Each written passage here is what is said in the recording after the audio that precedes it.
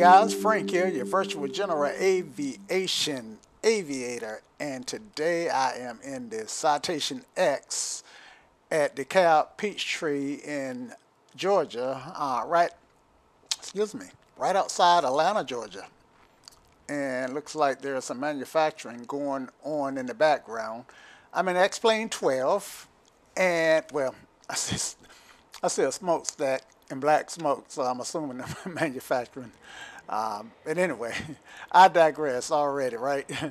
But anyway, yeah, so I'm in the Citation-X, and it is my privilege to be ferrying, flying a group from Peachtree Dekalb up to Raleigh, no, not Raleigh, but Charlotte, North Carolina today. You can see, this is a really cool shot, Stone Mountain in the background, and lo and behold, it looked just like Stone Mountain. I'm in beta 7 of X-Plane's early access, and I gotta say, it keeps getting better and better. This is enhanced, a modded version of the airport. I think this is one that I downloaded for free off of xplane.org, but I can't be for sure. I'm sure I didn't buy the payware version of Peachtree Dekalb. But anyway, and it could very well be default. I don't know. But either way, it's an awesome airport. And you can see this automobile that's that I see at this airport. I think that's new to X-Plane 12. So we got a little bit more variety than the black limo that you generally see floating around the, driving around the airport terminal. Okay, so let's get started. Now, one of the things that I'm going to do in this flight is use a checklist that I have been redeveloping.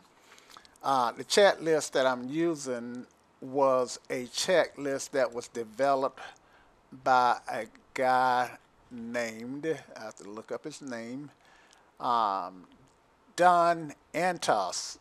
And he originally developed the checklist for, actually let me pull the checklist over. He originally developed the checklist for Microsoft's Flight Sim X, or Flight Sim 10, and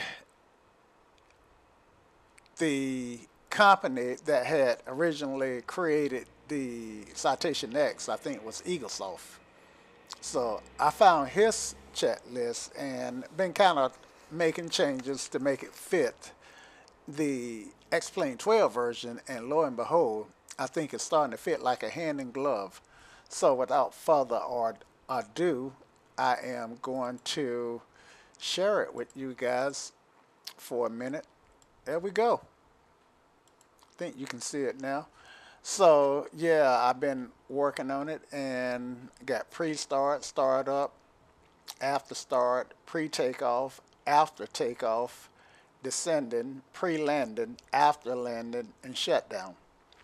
I also have the V references and some notes that where I was able to credit the people whose work that I used to get this checklist up and running. Also, this is a good time. I've had a Discord channel for years now, and I never really used it. But if any of you guys want to reach out to me, then my Discord channel, I tell you what, I will leave that channel in the description below. So yeah, you better reach out to me on Discord. I'm usually on for a couple hours in the evenings.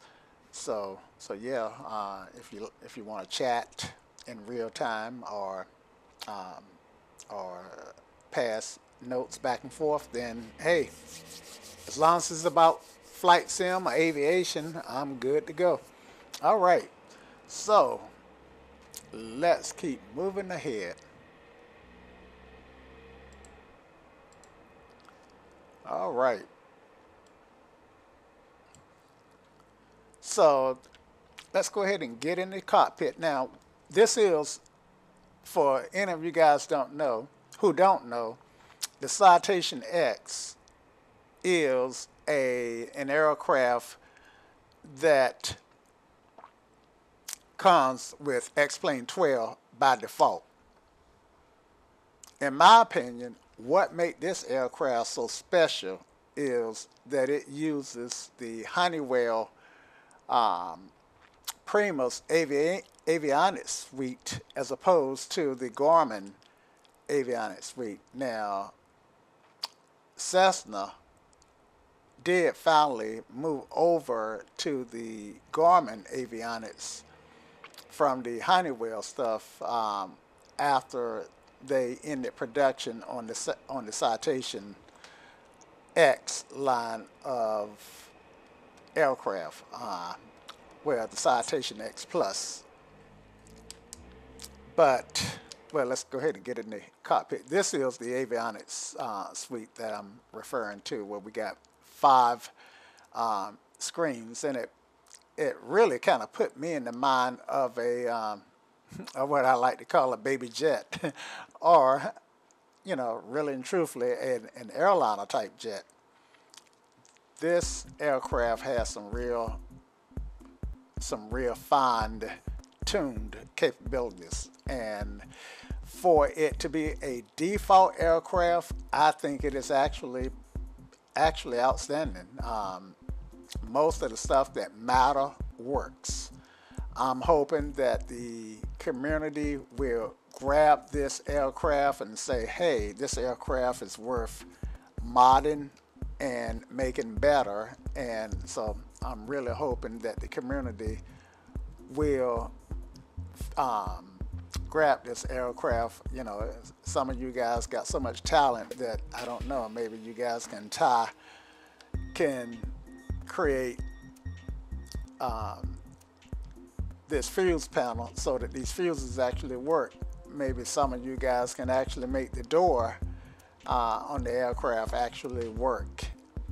So it remains to be seen. But even if not, a lot of you guys can go in and make stuff that's not model, make stuff that's inaccurate, accurate. So you know, you did that with the Zebo, you know, Zebo, and you guys fell in line with him and worked until you created a really handsome project that rivals that of the PMDG for Microsoft Flight Sim. So yeah, I'm hoping that this BizJet will be the project for the business jet community.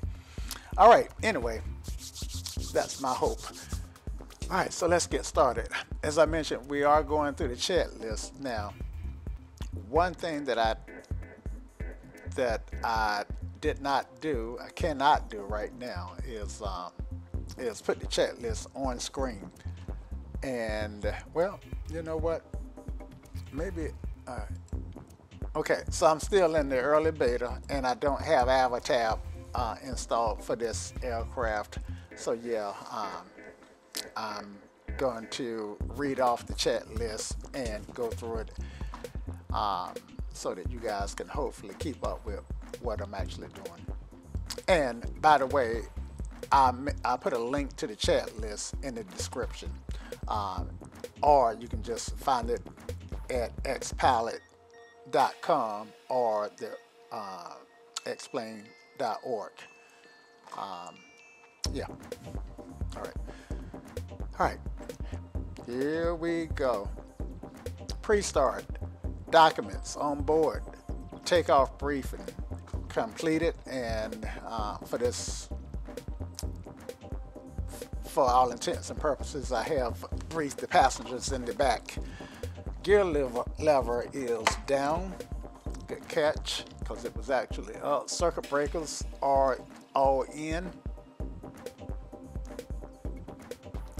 And fuel cutoff switches are in the off position. Oh, my light just died. One moment, please, guys.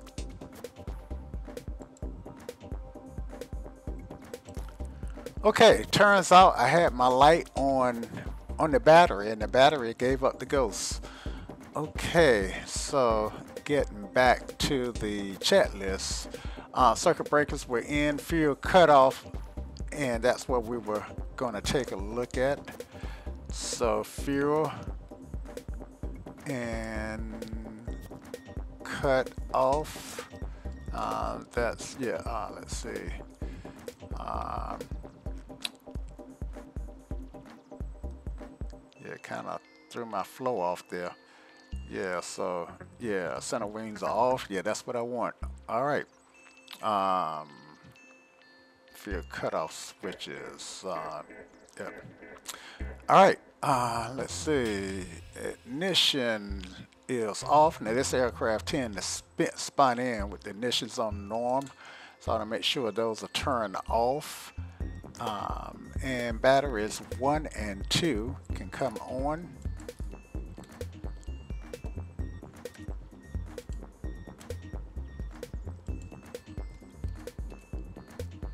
Trying to get my fuse to work. All right, batteries 1 and 2 are on. Very good. And Avionics ECAS can go on. All right. Okay. Standby power can go on. And beacon and recognition light can go on. All right, so let's just go over here. And lights is what I'm looking for. Hydraulics, see, I'm looking at pressurization, hydraulics. Engine stabilizer, lights, there it is right here. And the beacon light is actually going to be the ground recognition anti-collision button here. Okay. And yeah. All right. And then our APU master can go on. All right. So APU master on. APU start on. And we got to hold this for 2 seconds. 1001, 1002. All right. And that's coming alive. And once we get that up to 100%, then our generator and bleed air can go on. All right. So we are climbing upward. And I actually got a newer checklist that I should be using. All right, bleed air. And our packs can go on. Avionics power can come on.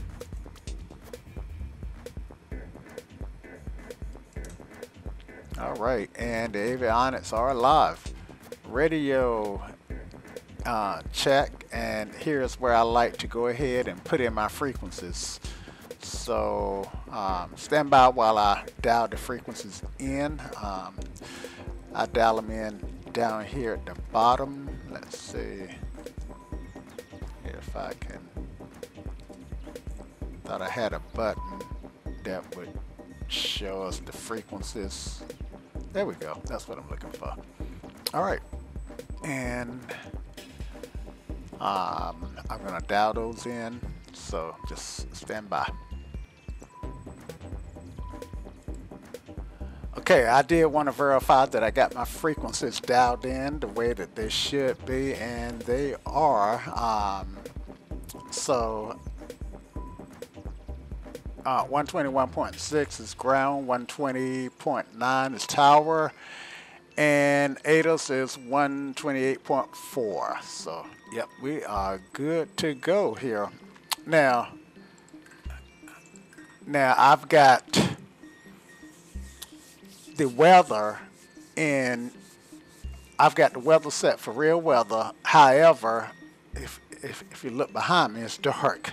I got a window back there somewhere. Anyway, but I did reset the time, so I'm not flying in real time because I did not want to make a night flight.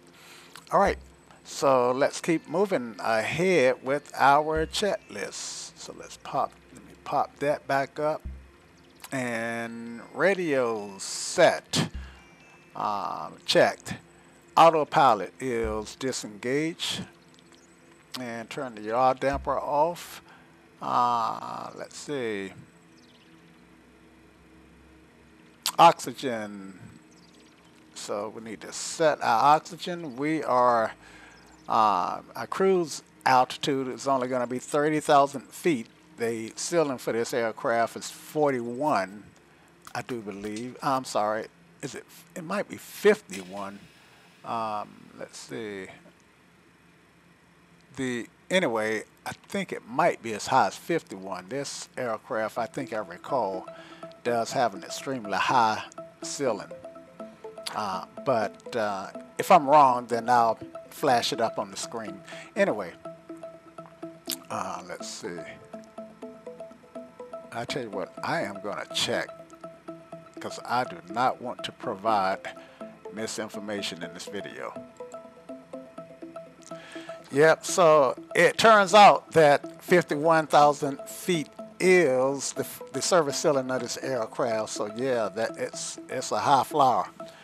It will really get up there, and you know, but what do you expect with these big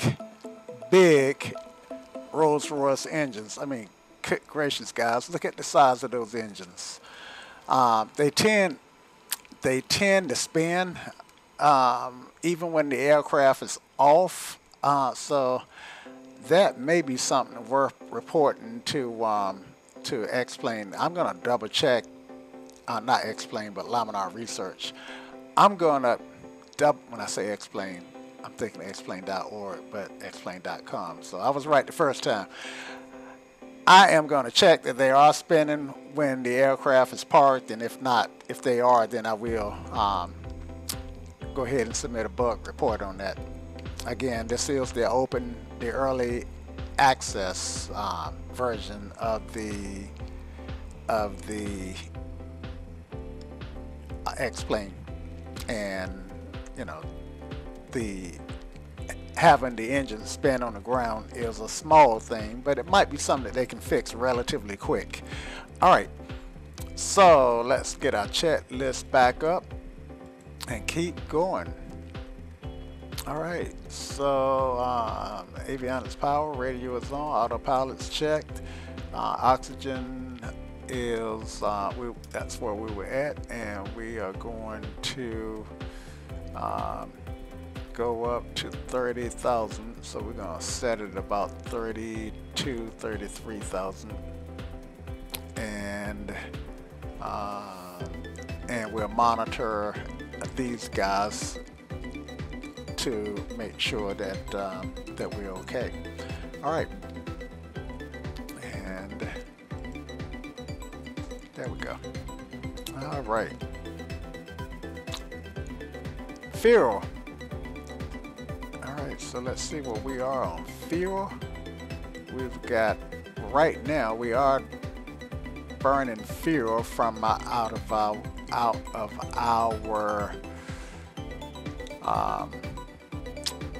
APU, which would account for why I've got 20 pounds of fuel less in this tank than I have in the right tank.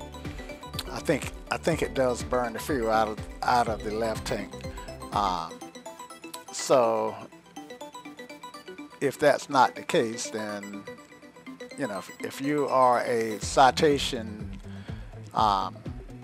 pilot and it burns out of the wrong tank, then let me know and I'll submit a bug report on that too. All right, so so yeah, I've got looks like I've got 26. Let's see now, which is the weight of the just bear with me, guys, get my view here. Quantity pounds, fuel flow. So I think I've got, I'm not sure, I think I've got 1820 usable you know, I'm not sure how to read the fuel on this. One moment. I'm going to check that too and see if I can't find out. Okay, so the way this read is I've got 2,600 pounds of fuel. I've got in my left tank 400 pounds. I've got 1,800 pounds in my center tank, and I've got 420 pounds in my right tank. And I'm glad I checked that because, you know, these are the things that you really need to know. And this FMS button here I can go ahead and get rid of. Didn't mean to pop it out. All right, and back to my chat list. So 2,600 pounds of fuel should be enough to get me to Charlotte. You know, I can get there on half a tank in a car. So if I can't get there off for 2,600 pounds and still have enough to get to Raleigh-Durham, then I got a problem. Anyway, but this, you know, it is what it is. All right. So now it's asking for me to, the next thing it want me to do is set up my flight plan. So let's go ahead and do that. Now, I gotta tell you, CDUs and FMSs has been something that this general aviation pilot has avoided for quite a while, and I am only now getting familiar with the CDUs. So this is a learning theme for me, and it may be something that I need one of you guys to teach me, you know, to teach me how to program these things, because I'm kind of watching a video here, watching a video there, and kind of really shooting in the dark.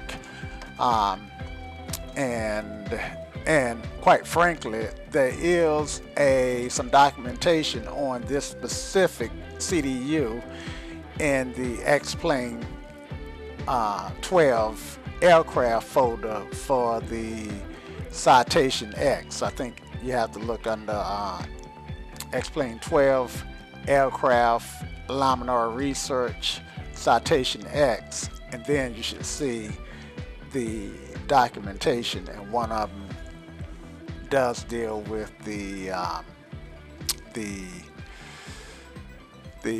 FMC that I'm looking at now. Anyway, so we're gonna set our initial position, and we're the GPS is looking at us at this position, and it's telling us that the reference airport or waypoint is this position. So I can conclude that the GPS is correct. So I'm just gonna click either one of these with the 18.3.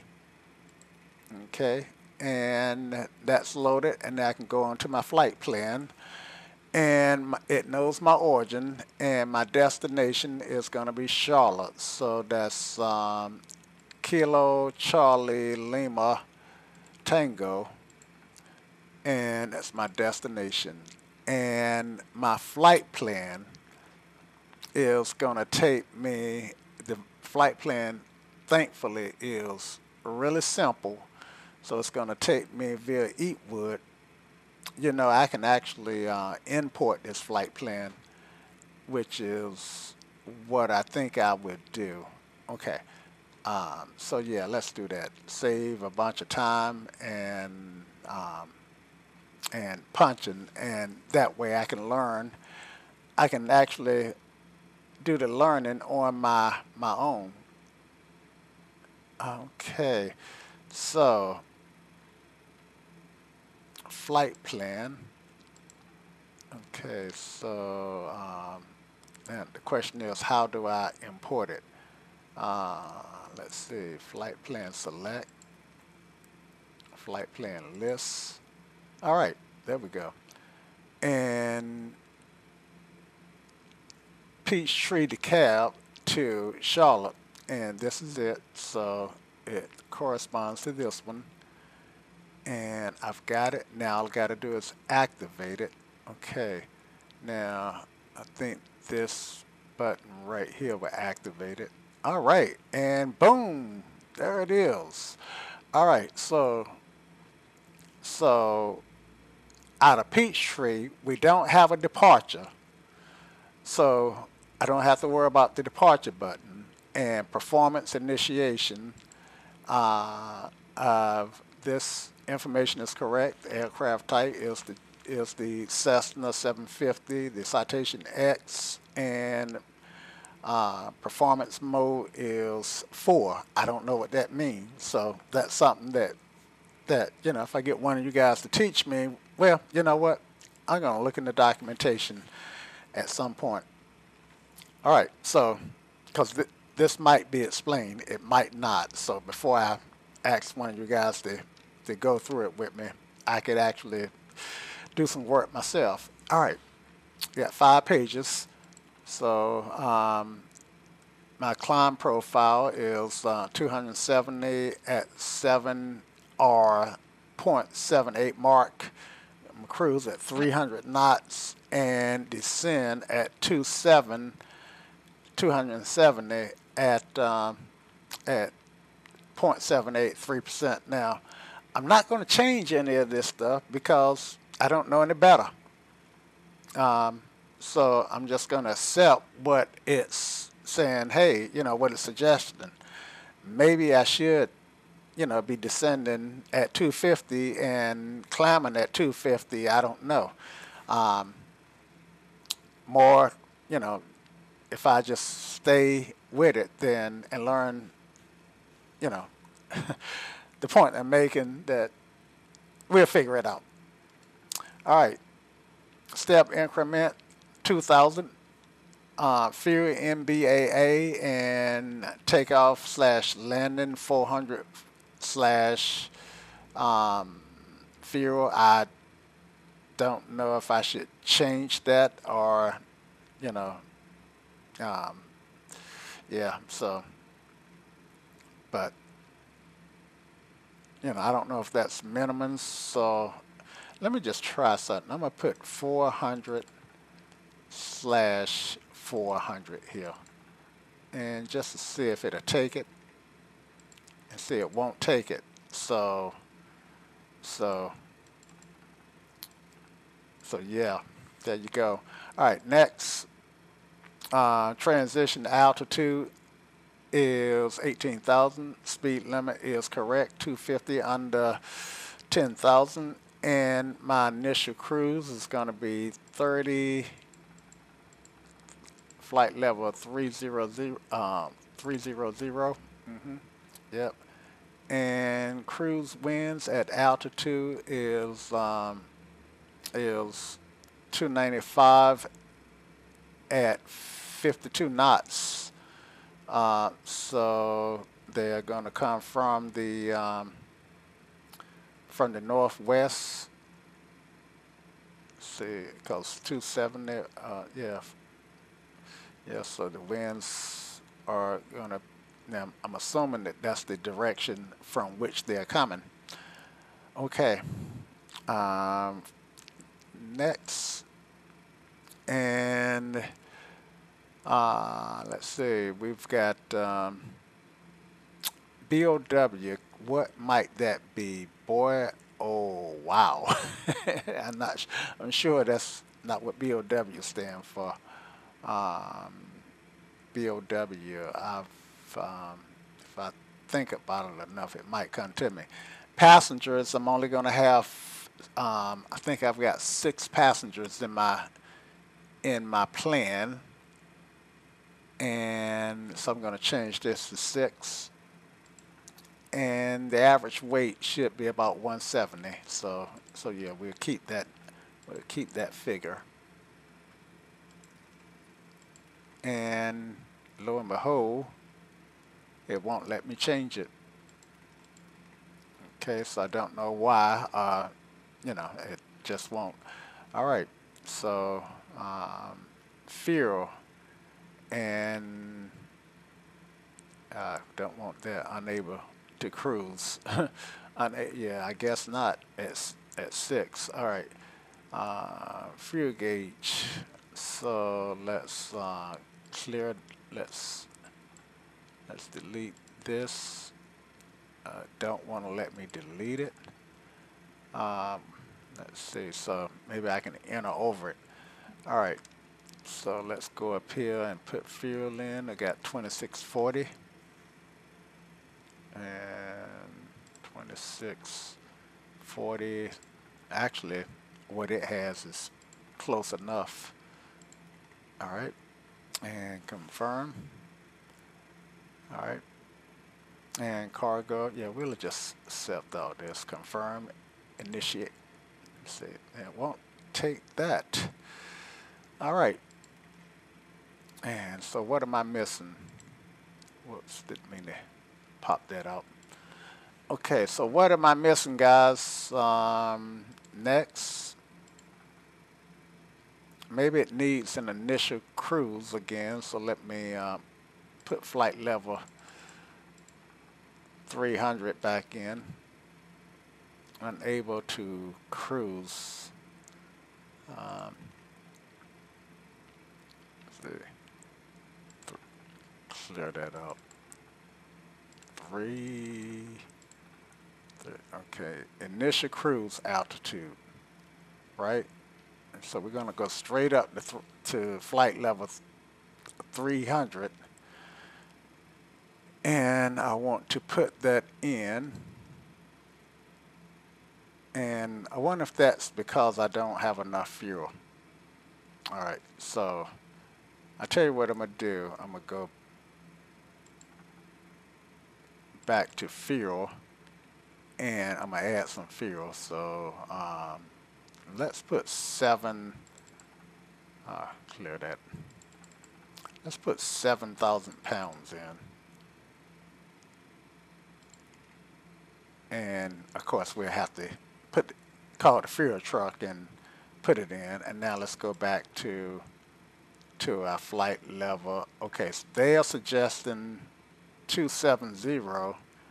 East is odd, and Charlotte is east of us. So yeah, why did I come up with 3 with yeah? So anyway, we'll just take that 270.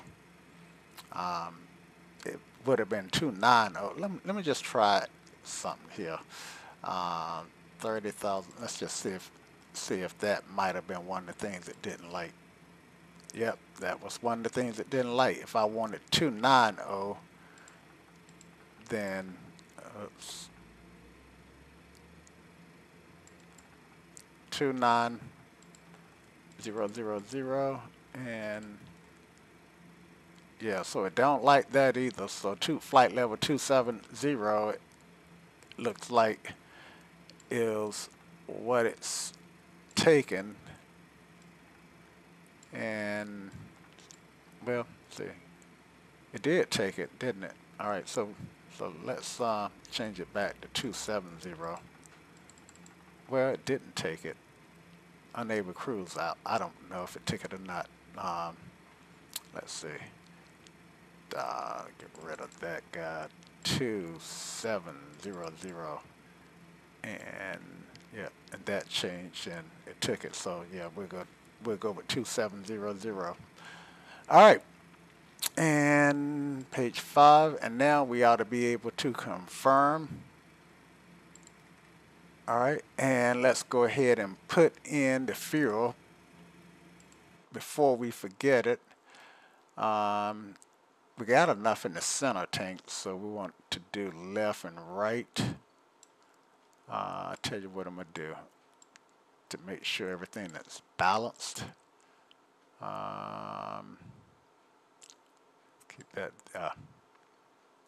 Keep that there, and put a couple 1,000 pounds in here.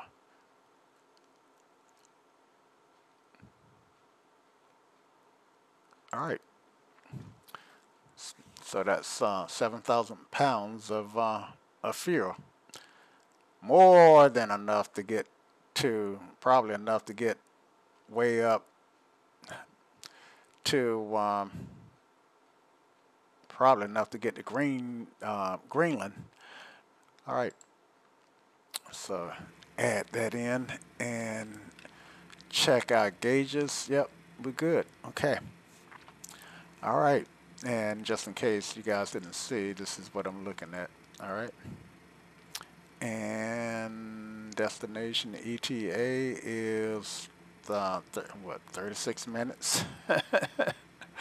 I guess that's what it's telling me. Anyway, let's go ahead to take off, and I got 4 pages there, so go to next. So it automatically knows our winds. That's great. That is great. Don't have to worry about putting those in.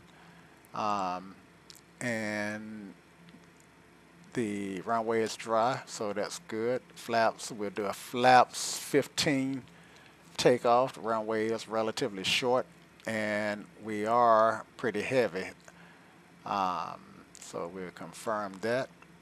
And then we'll do climb.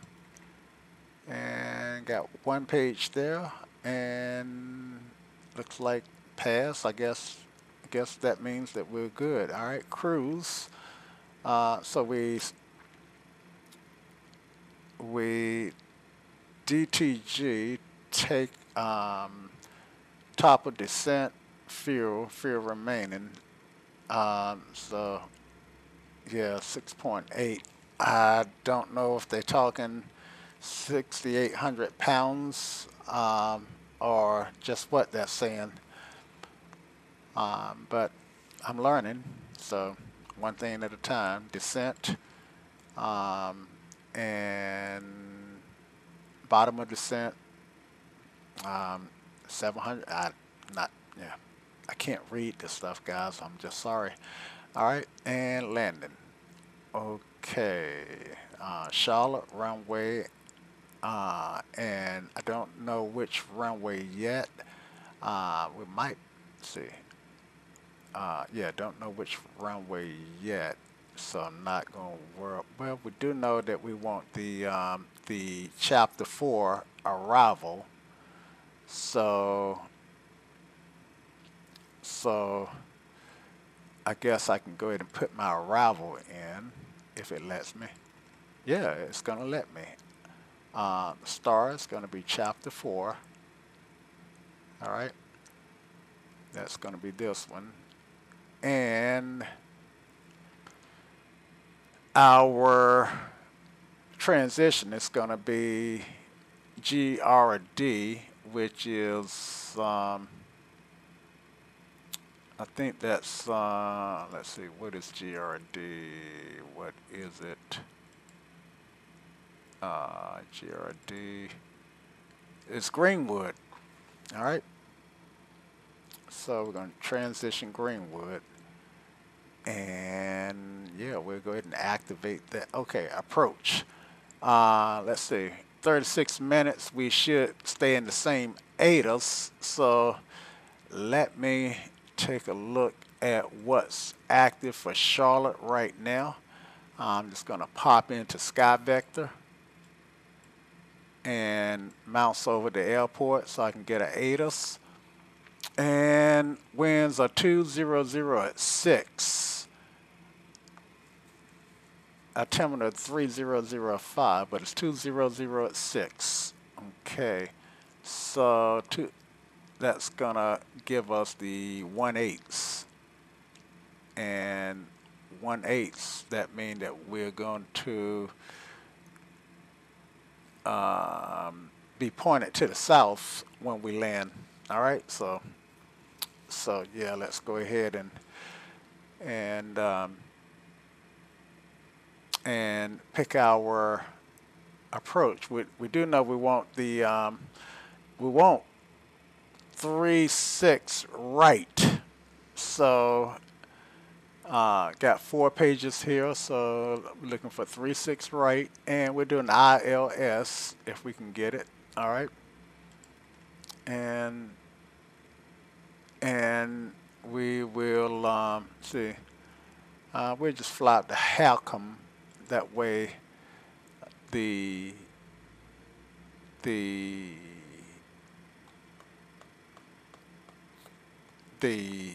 what am I trying to say? We don't have to worry about vectoring. Okay. And yeah, so I think that's in. All right, next. And let's see. Yeah, so we've already done all that, right? Chapter 4, yep, selected. Okay, so we got our full flight plan in, guys. So I guess we need to go ahead and activate it. And I don't know what it's telling me on 2 here. We just clear that. All right. So yeah, we just use this flight plan. All right. Now I hope I did that right. This was not meant. This video was not really meant to be a tutorial in learning how to use an FMC, but you know, it is what it is. All right. Back to the chat list. All right. And this is the only time that I'm actually going to go through the chat list in my flights. I think what I'm going to start doing is going through my chat list once or twice per video, and then going forward, once I fly the Citation-X, I'm just going to start either at just go ahead and start it up in video without going through the chat list, because as you can see, this is really time consuming, and this is going through the chat list can add an hour and a half to my flight. But I know that some of you guys really appreciate me taking the time to go through the chat list based on some of the comments that I've gotten. All right. Let's see. So that was flight plan warning tests, and our warnings are here. Smoke detect, and let's see, that's smoke detect. Let me get over here so I can read them off. All right, smoke detect. It's landing gear, and you can see the lights light up. Fire warning. Don't see a cast there. And thrust reverse. I should get these guys lit up. Okay, so that's working. Flaps. WS temp, and that's some sort of overheat. The engine may have to be running for that one. Overspeed. Let me go back to WS temp. Look at the CAS. Don't see anything on the CAS. I can't reset the caution. So yeah, that might be some overspeed, and I tend to do that a lot. Stick shaker. Let's see if I can. Well, LA, it's not really shaking my stick. And Anim, not sure what Anim is telling me.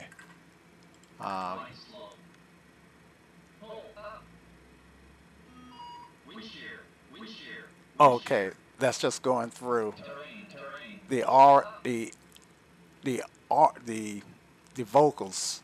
All right, and now I can reset. Well, the caution and warning lights went out. So yeah. All right, and keep going here. Let's see. So that was the tests and V-speed set. Okay, so I haven't been able to figure out how to enter the V-speeds, takeoff speeds. Haven't been able to figure out how I can change any of this stuff, landing speeds. So if I click that, then I don't get any way to type anything that I can tell. I didn't see any V speeds in my flight plan. Let's see. Let's go to, do they have a, yeah, perf data, 4 pages, and destination, flight plan. Yeah, so I'm not seeing any V speeds here. So if there, let's see, takeoff is where I want to see V speeds, right? 4 pages of that, at least some initials. All right, so perf data. Let me just go ahead and put that in. Go back to takeoff. Yeah, there's nothing I can do with that. But look at this. All right, well, let me go previous. Runway, winds.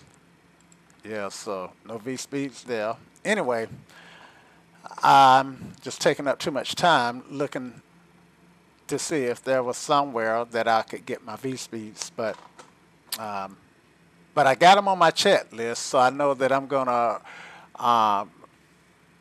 Let's see, I got them on my chat list. So V1 rotate is 145, and V1. Let's see. Yeah, rotate VR is 145 knots. VX is 270. VY is 300 knots. So 300 is what we want to look for on our climb.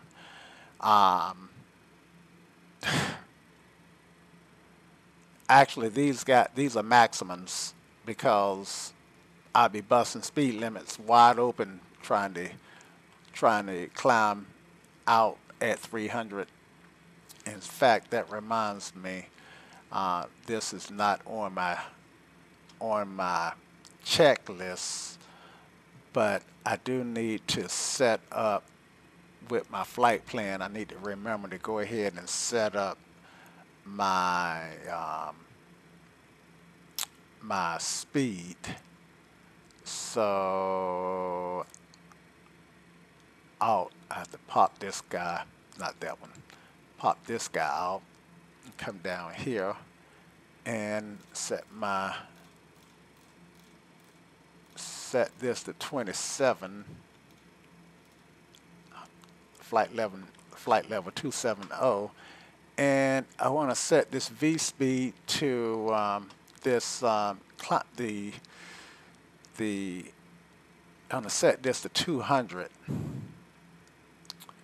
and course heading out. So out select heading course. Yeah, haven't figured out how to do that yet. Now I do have the alpha yoke, and fortunately I can let's see, let me try hitting flight level change. Okay, so now that I got that, okay, there you go. I just learned how to do it. All right, so I want 200.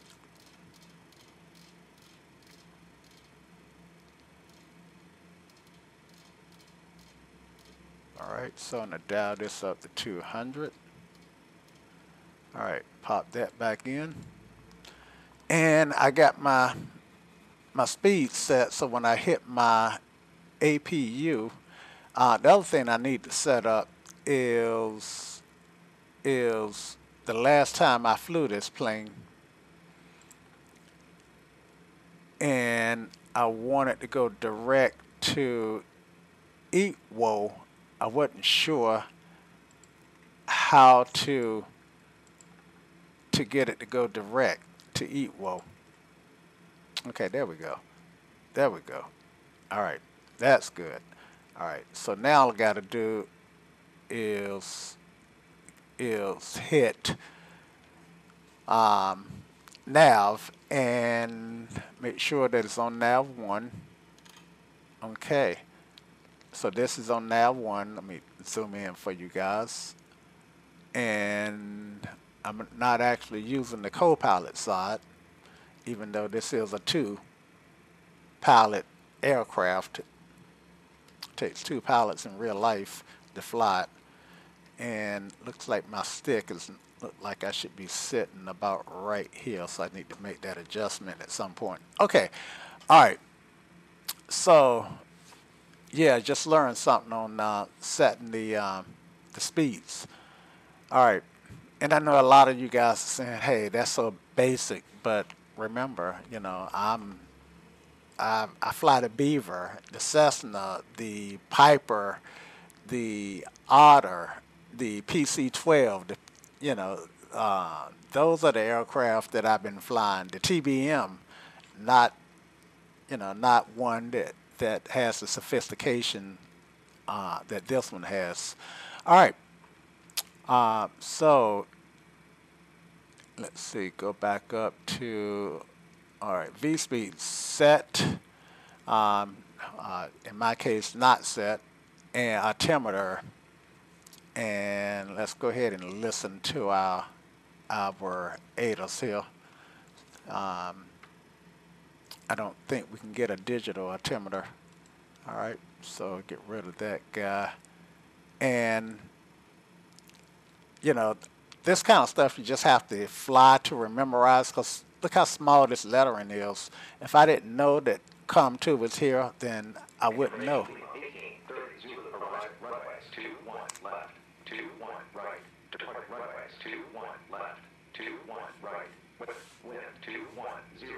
At 6 knots.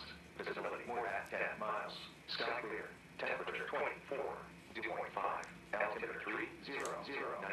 Advise on initial contact. You have information. Lima. All right, we got Lima. So I got winds of 213 at 6 plus visibility plus 10 clear. And temperature is 24, and the altimeter is 3009, so 3009, let's see, where's my backup? Here it is, 3009, and yeah, all right, so one thing I gotta remember to do that, and I always like to do this, is when I'm flying, I want to make sure that I got lights turned up just to help you guys be able to see, because I know how hard it is to read these gauges in X-plane. All right, so I think they are turned up. Yeah, I think they are turned up. Okay, so altimeter is set, and the next thing that we're looking at is hydraulics. Need to check those, and I'm not going to get in the brakes unless I turn my hydraulic pump's on 3000 psi. That looked good, and I can turn them off after I get a good engine start. Okay, so yeah. In fact, I've heard from Mr. Heath or Mr. Health, who's a guy who do the X-Checklister checklist, that that my hydraulic check should be at the very top of my pre-start, maybe right after we turn standby power on. Okay, so just and that's something that I did fix in another version, in the other version of my checklist. Okay, all right. So now it's time. For the moment, you guys been all waiting for a time to start the engine up. And starting it up is pretty straightforward. All right, doors and windows are closed. Seatbelt sign needs to go on, and That's this guy. All right, there's my seatbelt sign. Anti-ice as required, not required on this flight, but I do like to turn my static heat and my pitot heat on, but I don't want to start, I don't think I want to turn those on anti-ice as required. Yeah, so yeah, I'm going to turn them on now, because if it was icy and cold, then you might want to turn them on before you start up the aircraft. And since we're going up into the flight levels, then you know we do need the window heat. All right. Brakes. So without the hydraulics on, then setting the brakes doesn't really do us any good, because we have no hydraulic pressure to hold those brakes. So that means that the chocks can be removed, but chocks are not modeled, so I didn't put them in the checklist. All right. Actually, chocks are in the checklist, so, but for all intents and purposes, they are removed. No chocks. So yeah, that's something we don't really have to worry about. And throttle needs to be at cutoff. All right, so let's make sure that they are down to cut off. There we go. Got to make cutoff now. That's important. All right. And pull them back. All right. There we go. And if you guys need some help setting up the throttles on the Bravo throttle yoke so that you can get them down to cutoff, then let me know, and I can either tell you or make a short video on how to do that. Okay, so moving right along, and I know this is a long video just going through the checklist, but it is what it is. All right, so engine start. All right. Let's see, so that was anti-ice, brace chocks, throttle cutoff, and we're going to start the right engine first. So 2 and or either, you know, however that's done. All right, and all right, so I want to make sure that the start light is extinguished. It is. Ignition needs to go to normal. And it is. Engine start, engage. NG1, 2 is coming up, needs to get up to 20%, and then I can give it fuel. All right, and bring the fuel up. And she should be firing off.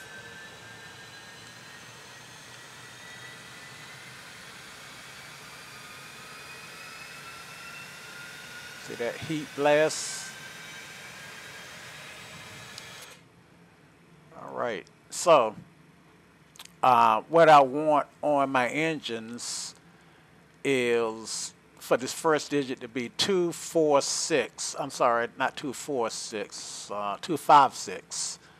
So I've got 246 and 256 denotes a good start. All right, so number 1,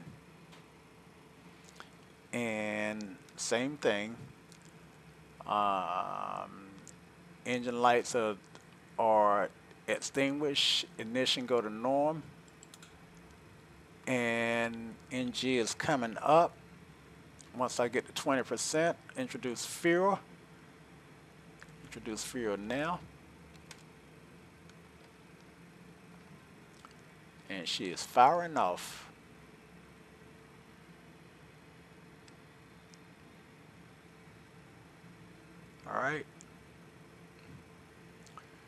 and I want 24256 on that engine too. This is a good time to kind of look over my gauges, make sure everything makes sense. Nothing that look way out of the ordinary. Everything does make sense to me. All right. And generators left and right can come on 256. So I got a good start. Generators left and right. All right. APU bleeds can go off. APU bleed off. APU generator can go off. APU start can go to stop. Hold for 2 seconds. And cabin pressure, double check that. That's set. Get my taxi instructions, and we are going to taxi to, let's see, to runway 21, and we're going to taxi to runway 21 right, and looks like we are going to pick up Alpha, and Alpha would take us, let's see, I'm sorry. Yeah, Alpha would take us to 21 right, or we can take Alpha all the way up to 21 left if we needed our longer runway. Actually, since we've got so much fuel, let's go to 21 left because that's a 6,000 foot runway. 21 right is a 3,200 foot runway, a 3,700 foot runway. So why not use as much runway as we can get? All right. And so got my taxi instructions, and APU master can now come off. Okay. I gave it time to cool down. And trims set for takeoff. The CDU didn't actually give me a trim setting. I did see something that said 6.8, but I'm not sure that was trim. Right now it's at 6.5. So let's just do 6.8, see what happens. 6. And what I'm looking at, guys, is this gauge here. 6.3, 4, 5, 6.8. All right. And just in case that was my trim setting. All right. And let's see, flaps as required. We want flaps 15. So that's slack. This is flaps 5 and flaps 15. So I got 15 indicated and 15 showing. Okay, good deal. And in my other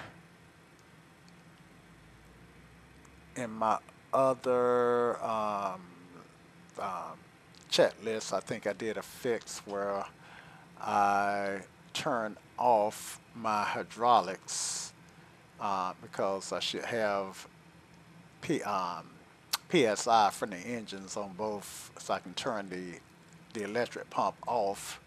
Don't need that anymore. And that's let's see, pre-takeoff. Let's see.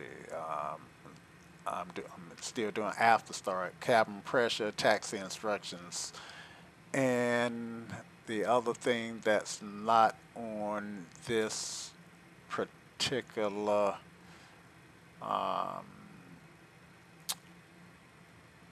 list are my cross feeds. So I need to turn those from off to norm. So I'm going to turn this one right and left cross feeds to norm. All right. So now I've got my parking brake on. It says no takeoff. So I wonder if that could be trims. Let's see. Just playing with the trims a minute. Okay, I don't think it's trims. 6.8 is what I want. Okay. Yeah, so and then the other thing that was not in this chat list, but I put it in the other one, is to make sure that the ignition goes to off. Okay, so that engine start light let's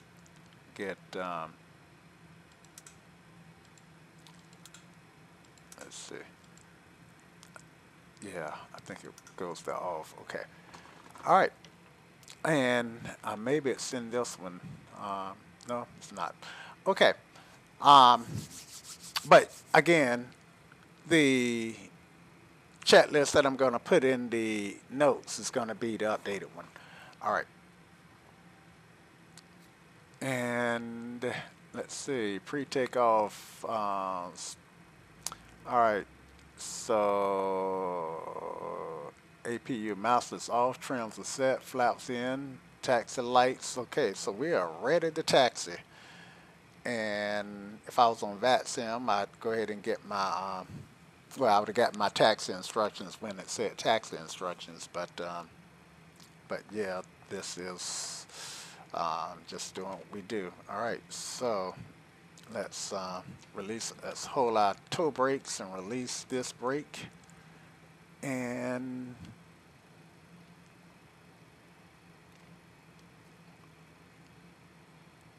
she is starting to move, so let's give it some throttle. And test our brakes. Right brake, check. Left brake, check.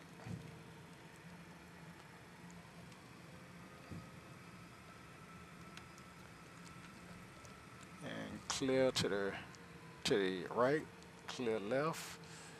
And we're at, oh, taxi lights. Did I miss that? Yep, taxi lights go on. That's on my chat list. All right, so taxi lights are down here. All right, taxi lights are on.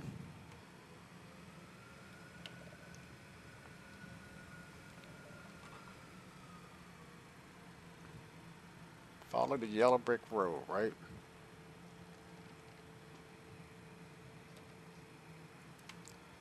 There's a lot of street traffic, car traffic at this airport. So I got to be cognizant of them. I don't need a $20,000 car tearing up a $60 million aircraft. All right, so, all right, we'll hold short here. No, do we cross? Yeah, we do cross. All right, so yeah, we'll hold short here.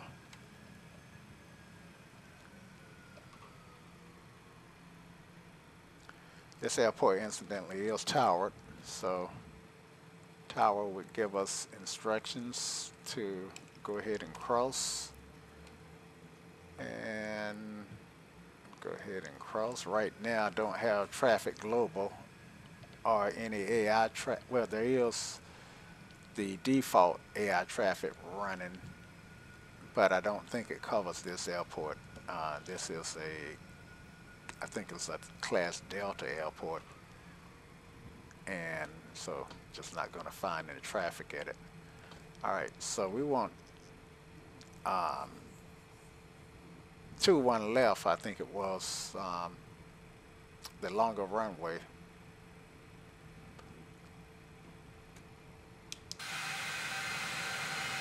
It's a beautiful jet, guys.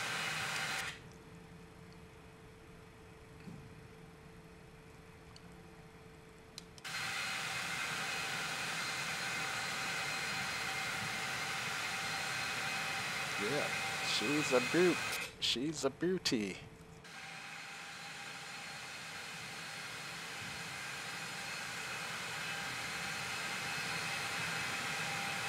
She is a beauty.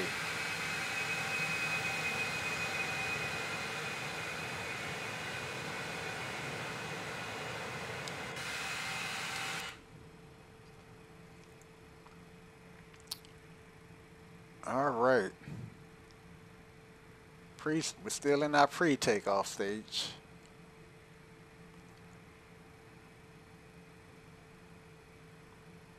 And little things like takeoff clearance, I didn't put in the chat list. If you guys think I should, then leave me a comment and I will. You know, anything that's not in there, put it, either visit my Discord channel, leave it in the comment, just let me know. All right, so, and we are clear for takeoff, runway 21 left, Citation 750 Sierra Whiskey. That's the call that I chose for this aircraft. All right, now landing lights come on. Strobe lights can come on. I think the strobes were over here. And go ahead and turn the recognition lights on. Don't really need them. Okay. Alright,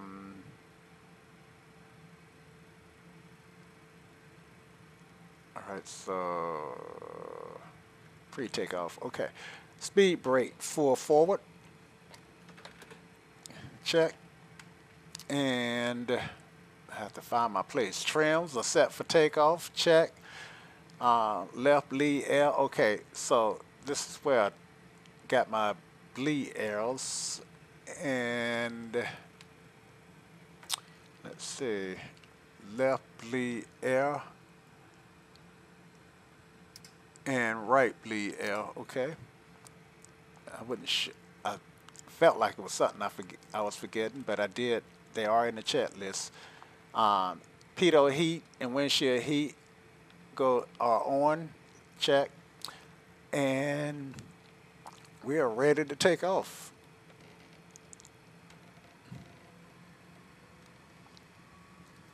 Clear to the left. Clear to the right. Runway is ours.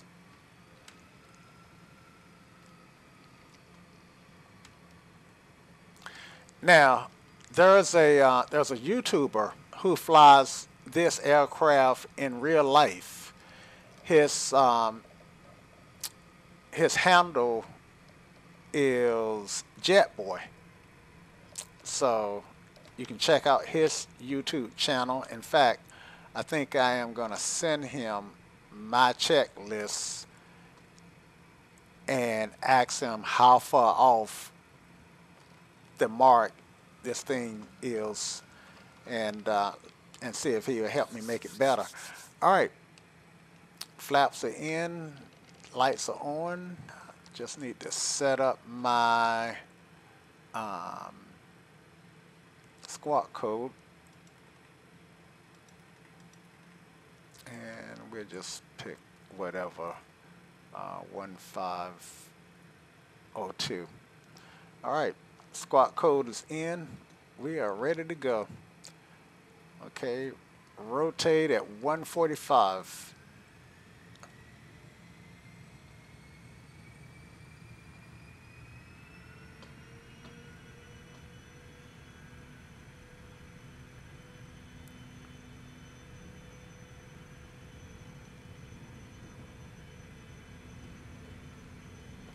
$80 knots.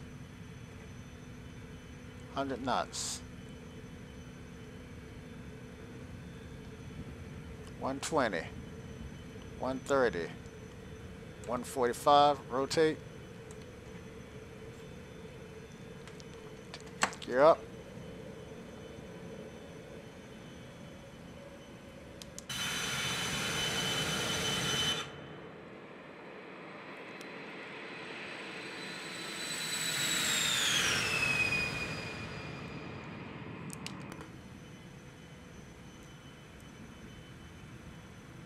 Yaw damper on.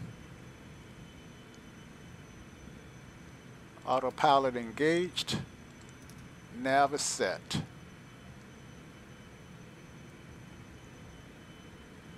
Alright. And equal direct.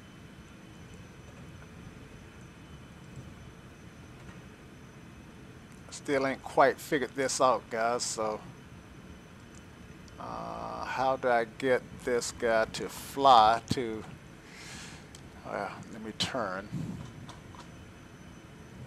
Let's see. Oh, you know what? Look at that. See, it's on roll, but it's on VOR. There we go. There we go. And yep, got equal. There's my waypoint. All right.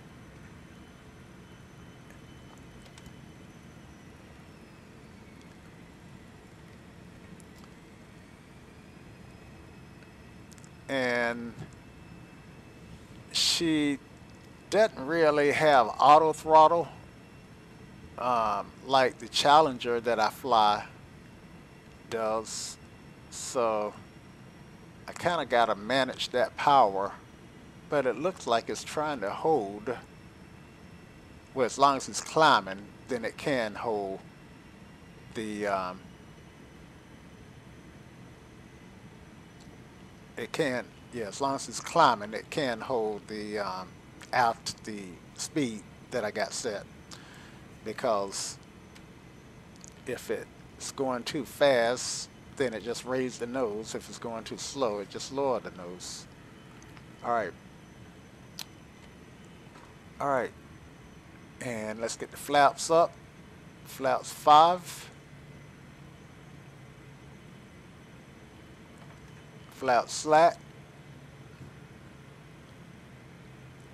Flaps 0. All right. Now let's go back and do our after checklist. Okay, gear up, check. Autopilot engaged, check. Flight director is on. Do we have a button for flight director? Well, yeah, it's on. Okay. Landing taxi lights can go off, and I'm over 10 into 10,000, so yeah, I should turn those off.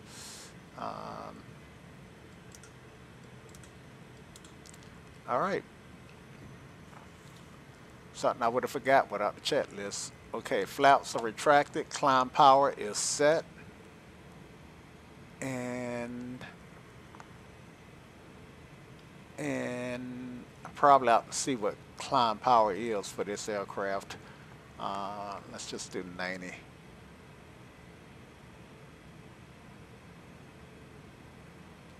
All right. And we're climbing on up to our altitude. I know this is not how it's done in real life, because ATC will probably step us up. All right. Let's see. Oil pressure should be in the green. Let's check our oil pressure. Control pot. Let's see. Hit that button. And oil pressure is in the green. Oil temperature is in the green, so that looks good. Let's look at our engine parameters. Yep. So everything looks good.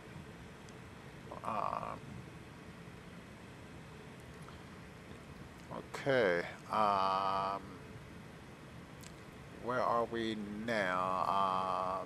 Seatbelt signs can go off. Air feels pretty stable, so yeah, we'll let the passengers at least unstrap. And strobes can go off, because we're over 10,000, so you know, I had never heard of turning off the strobes over 10,000, so that's really up to the pilot. I think I'm gonna leave mine on. I like my strobes being on. Um, so yeah, I'm at transition altitude, so I'm gonna go ahead and hit my standard button, and I've got to set this one to 2990 manually. All right. So yep. Just take a peek outside, and the ground looked really good from this altitude. All right, let's see. And by all means, this is as beautiful as I think X-Plane is. It's no Microsoft Flight Sim, and frankly, I'm okay with it, because I'm one of those pilots, as you can see, who spend 90+% of my time in the cockpit. You know, I watch videos and see guys flying like this, and I'm like, who flies an airplane from this chase view? Who does that? A lot of simmers do. YouTube content creators do, and I think the purpose is to show off the scenery. So you know, I don't knock them for that. Oh, got an airport down there, cool. So yeah, but I've yet to see a real life jet pilot or bush pilot or rocket pilot or pilot of any sort fly an airplane from this position. So that's why I don't do it. But I do enjoy the occasional admiration. Let me turn down some noises here.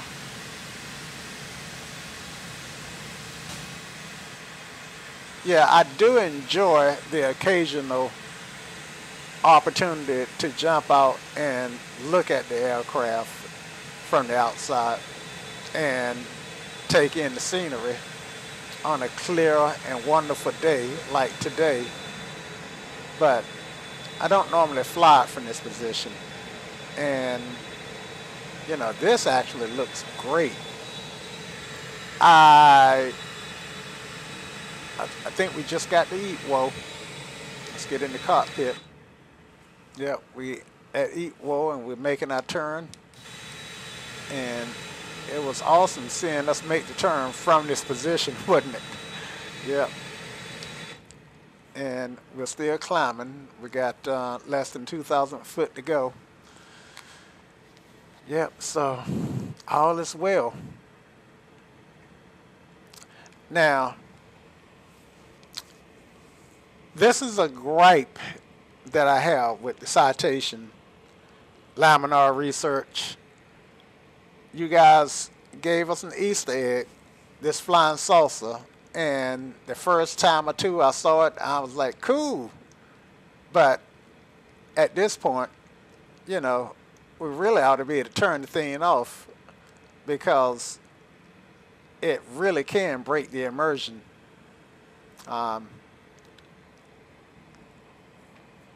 You know, it's okay to see the flying saucer 1 or 2 times, but every time you fly this aircraft, if you get high enough, you're going to see it.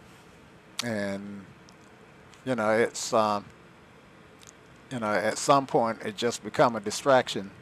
Let me show it to you guys. Come on. There it is. And, yep, so. And it'll just fly around the plane for a while, and then it'll disappear. So we all know that there are probably UFOs or UAPs out there somewhere. but whether or not they from outer space remains to be seen. I imagine that that if anything can do intergalactic transportation or travel between galaxies, then they've got the technology to not be seen by us and to travel between galaxies. And you know, if you think about it, they have to have technology that flies multitudes the speed of light. So, and I think that's what we do when we watch Star Trek. You know, I think maybe warp 1 is the speed of light. You know, I never really asked what the warps mean. I should probably look that up, right? Okay, guys, so I am going to check back in with you guys on the approach. So stick around. I'll be back. Oh, wait a minute. Hold it. I'm going through the checklist, and I always do that. Get to a certain point and just completely abandon the checklist. Okay. After takeoff, oil pressure in the green, seatbelt signs off, strobes off, cabin pressure set, anti-ice as required, not required today. Pitot heat is on, and altitude transition is set. Okay, so the next thing that I need, the next section of the checklist is descending. So yeah, if you guys pull up the, find the link and pull up the checklist, and you can follow along with me. Of course, yours might be a little bit different from mine, but relatively they're the same. All right, so I'll see you guys. Uh-oh, what's happening here? Now, one thing this aircraft will do is it will start oscillating on autopilot when you get too fast. And as you can see, I wasn't monitoring my speed bug, so I've got to slow it down and let the autopilot get reacquire what it need to reacquire. Okay, and 300 is a good speed. I think I think what we wanted to fly was 270 indicated. So yeah, let's do the 270. I think I was at 300. Let's see, might be able to figure that out. And I'm happy that I'm actually flying my course, because this is the first time I ever flew this aircraft where it actually followed the flight plan that I entered. All right, let's see. Uh-oh, I got a discontinuity. So I'm gonna clear this, and I was gonna let you guys go just to shorten the video, but for those that want to stick with me, I'm still here. All right.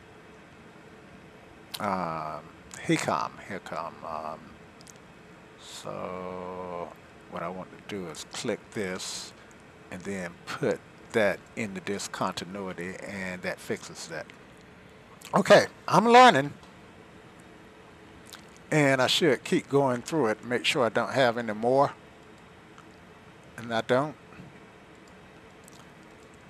And I should pull up the chart, the approach chart, and I also need to make sure that my that my navs have the localizer in it for runway 3, was it 18 or 36? Next 36. Ah, shucks. I was supposed to be using 18, and I thought, was it 18?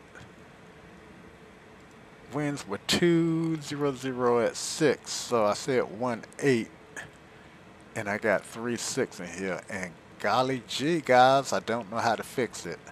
Let's see. Maybe I can fix it this way. Change the arrival to, not the arrival, but the approach.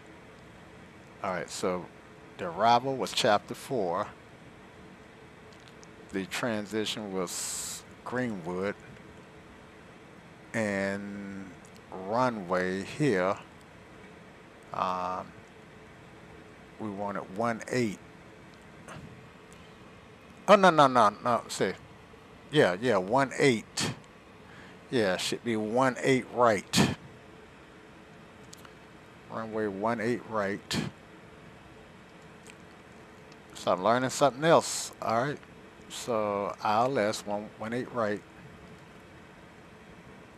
And I don't want vectors, so we will take it to Rusky. And we'll go with that. Now we probably got a discontinuity, so let's look at our flight plan. I guess we need to activate that. Need to find that discontinuity. Uh-oh. What's happening?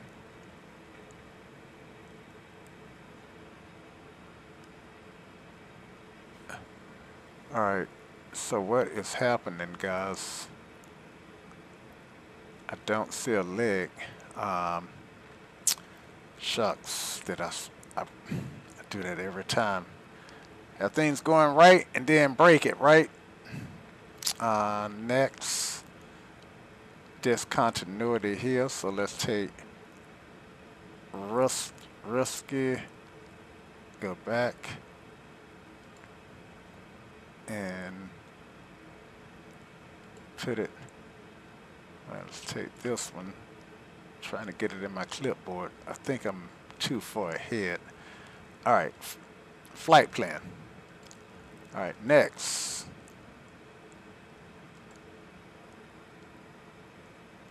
Alright. And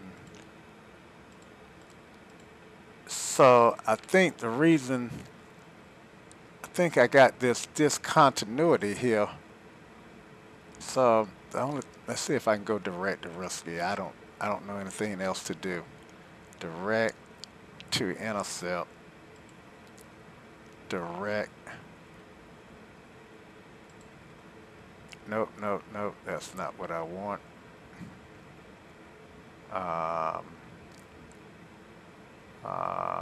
Clear. Direct.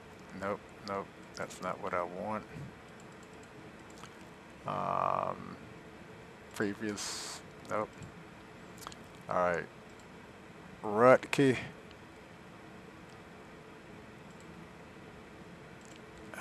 Previous. Shucks, guys. Well, I'm on the alternative. What the devil? Alright.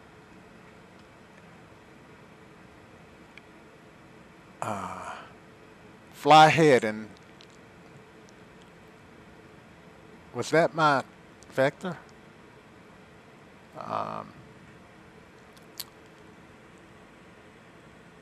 See, I don't know.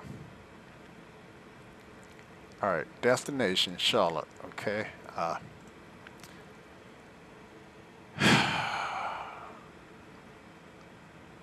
Departure runways. Okay. Next. Shucks. See, have I lost my flight plan? Flight plan clear. Well, let's try this. Let's try to go to arrivals. Okay, still let me do the arrival. I want the chapter 4 arrival. This runway 18. Okay, activate. And direct to this guy. All right.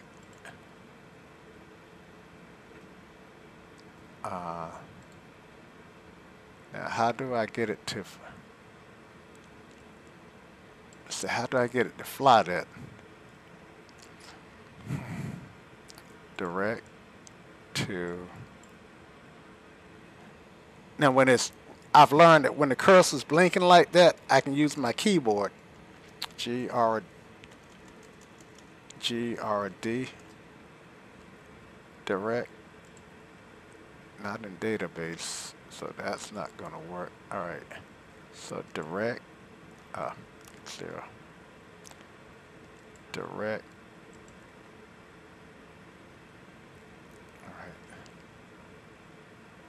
And direct. Direct. Intercept.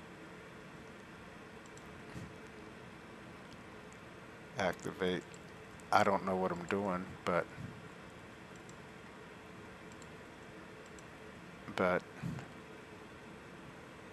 GRD. So I can't put it there.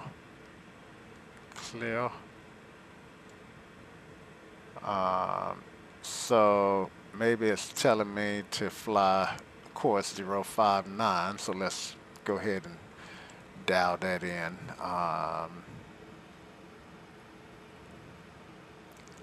059. Let's see. I need to pop that out. Come down here. Heading 059. Go forward here.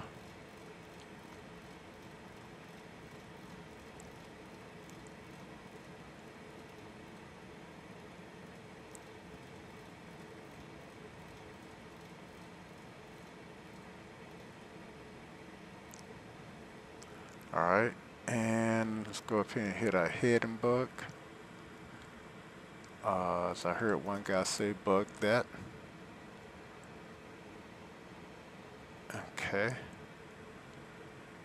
And I sure hate that I touched anything, that I put in the wrong runway and then tried to fix it, and now my flight plan is all discombobulated.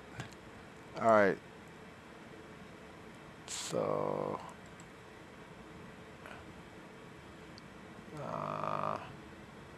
to discontinuity. So maybe it's telling me that I got a discontinuity in that I need to clear, right? So if I go to flight plan, this is my flight plan. It says direct heading 36.3 nautical miles to intercept direct to Greenwood. I think that's what it's saying.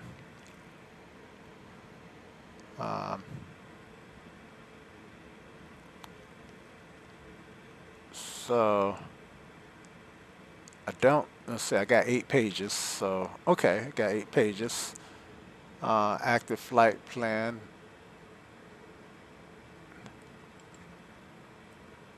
All right, this one needs to get fixed. All right, next. Okay, so I don't see any more discontinuities. So now I should be able to go back to nav and hopefully pick up this guy here, right? FMS1, FS1, 640 nautical miles to Disco. That don't make sense. All right, so let's go back. And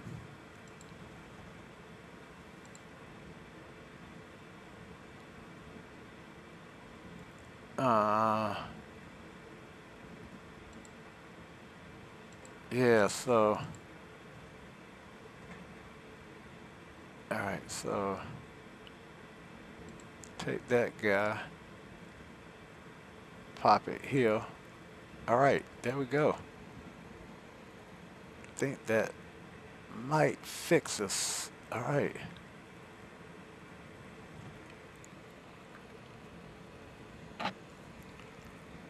Now, the question that I gotta ask, am I flying? Let's see. All right, so I got my, let's see. Yep, FMS 132 nautical miles to Greenwood. So yeah, looks like should be picking up that magenta line. All right. Getting a little slow here.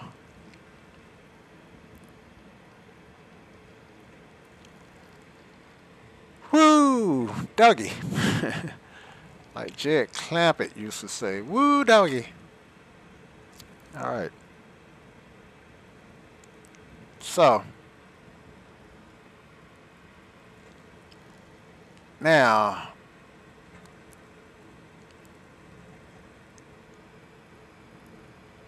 I don't, let's see if I see a TOD at top of descent. I don't. So,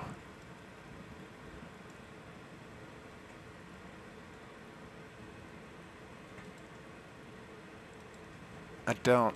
Let's see, so V speeds, select, and this apparently is not modeled because I can't put a V speed in there unless there's some other button that I'm supposed to be rotating to change this, the V rest and the V approach. And this is not the Garmin, so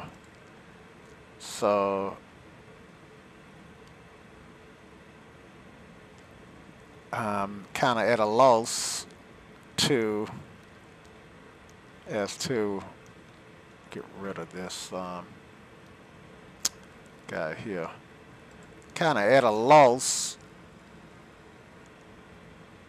as to what to do next. TCAS is off.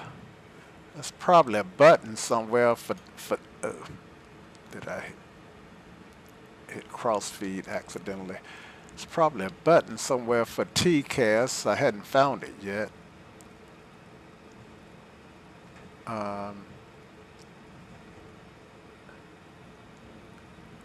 Yeah, angle of attack looked fine. Yeah, that's not modeled. That's not modeled. I can change this guy. What does it do? Okay, that's just a light. Yeah, those are the comms. Just, yeah, so. And let's look at tune. Maybe it's in tune. 2 pages. I have to say that out loud to remember that to look for the second page. All right, so previous, yeah, yeah, so that's not helping. Okay, 7 nautical miles to Greenwood. but I think we did fix our runway, and I think that I'm going to intercept my course at Greenwood. So that remained to be seen. Let's look at our pressure.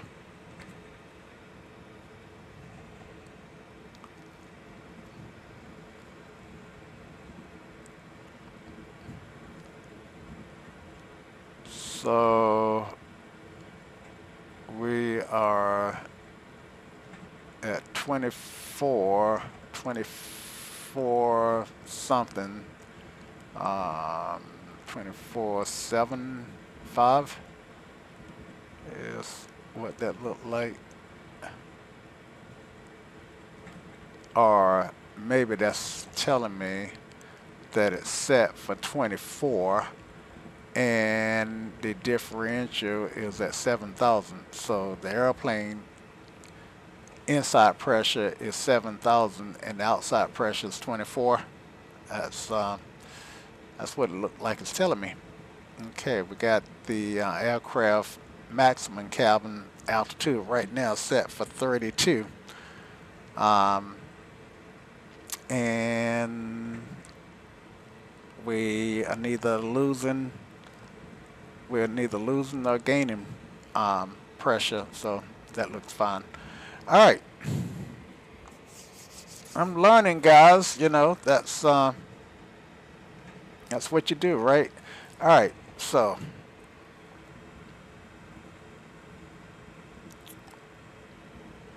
now I'm telling the aircraft to do the chapter 4 arrival, and the transition is at Greenwood, which we are 9 nautical. Oh, we're passing it. Oh shoot, we didn't pick up the. So.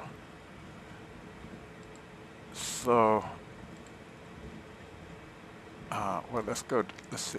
Clear. Let's see. iPad. So you can go direct the iPad. All right. So direct,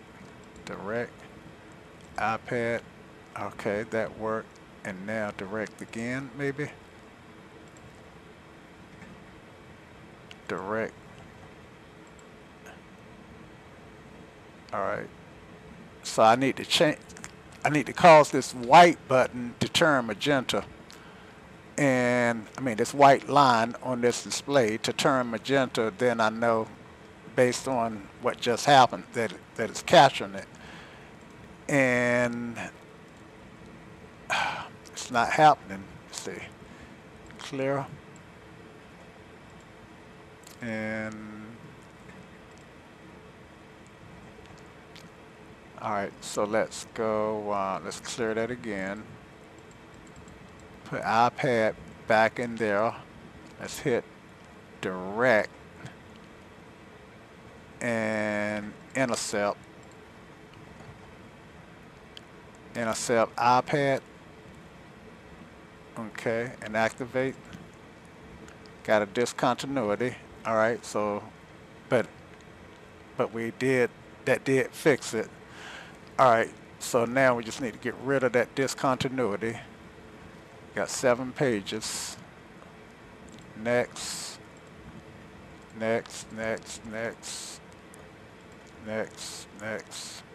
Previous. Okay, so direct fly heading 16.5 nautical miles to intercept iPad. I don't get that.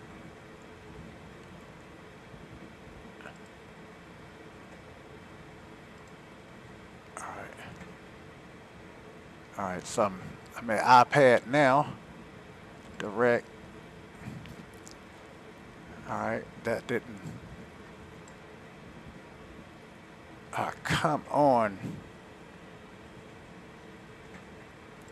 So I don't know. So let me try a pattern. I never. Nope, that's not gonna work. Flight plan. I'm losing the iPad because I'm not flying. It's doing ROL, and I don't know how to activate it. If the don't know how to activate this thing. Flight plan. Patient. I don't know how to activate iPad.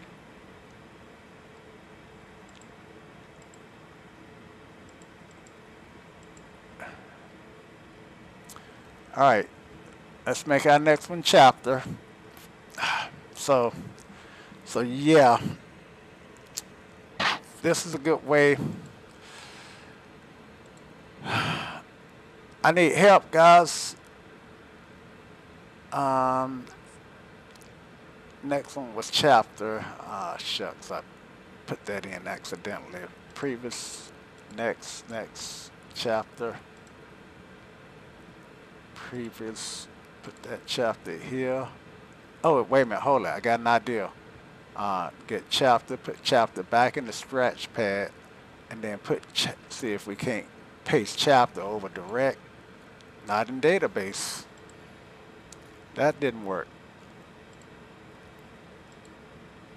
So I am going to pause the flight, checking. Oh, watch my speeds. In fact, this thing have a speed hold anywhere. Stand by. No, it doesn't, because it would have to have auto throttle for, I think, for a speed hold.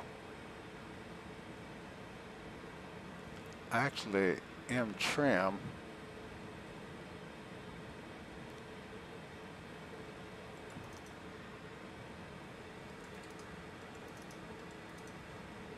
Yeah, it's not. I don't know if no speed hold, so because it doesn't have auto throttle, which makes sense. Okay, I'm gonna pause the video and jump into Discord to see if I can't find some help in getting back on course.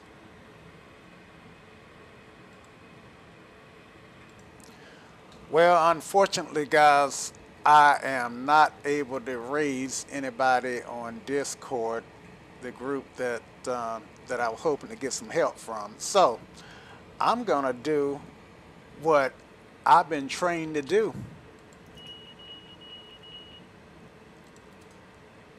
and that is fly by hand. Right? I got the flight director. At least I had the flight director. Looked like I lost the flight director. But I do want to go ahead and start a descent. So,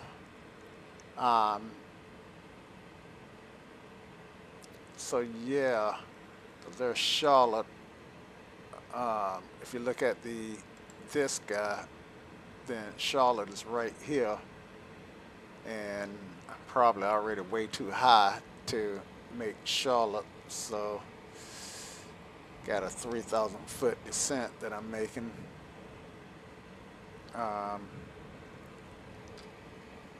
Maybe I should get the Boeing, right? Because somebody said the Boeing, I will once you program the computer, then it would fly itself all the way down to the runway on a star. Yeah, on a star, on an arrival. That daggone distraction again.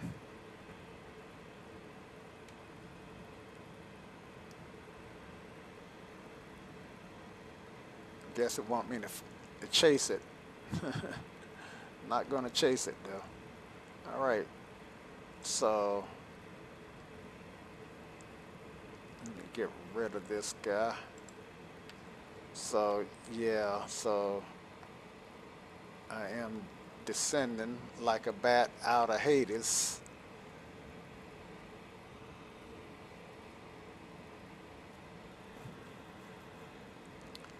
And I guess I can pull up my descent checklist. Seatbelt signs can go on. And strobes can go on. I never turn them off. Landing briefing completed, and altimeter set at 18. So I got a couple thousand feet before I set the altimeter, and I'm gonna set it for the landing airport, which is Charlotte.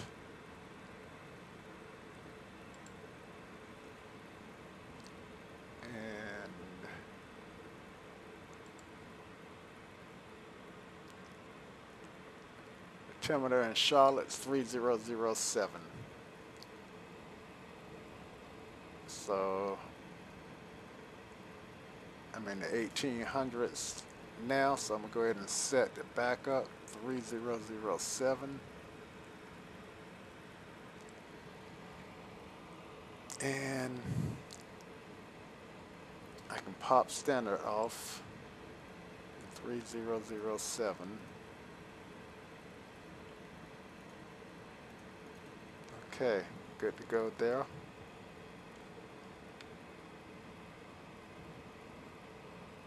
Looks like I'm under the hole.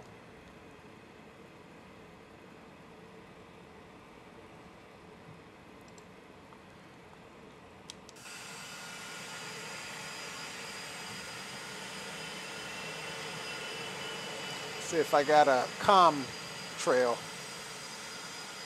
Oh, cool. The weather is such that I don't really even get a comm trail.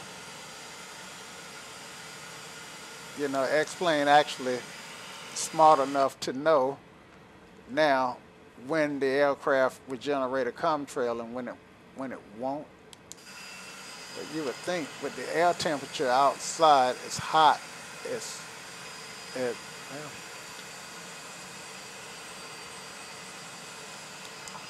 I don't know. I'm not going to comment on the comm trail because you would think at this altitude you would get a comm trail behind you no matter what. So I was about to tell a lie. I was about to say X-Plane smart enough to know when to leave a comm trail, but on reflection, maybe it's not that smart. All right, 14.5. And descending.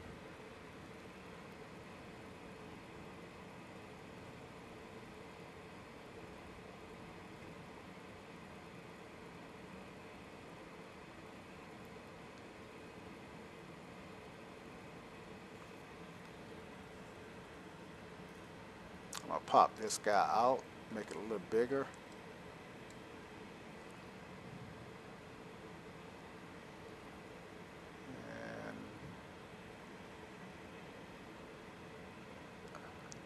My heading bug, line that up and fly that heading. All right, pop that back in and turn my autopilot on so I can hold that heading.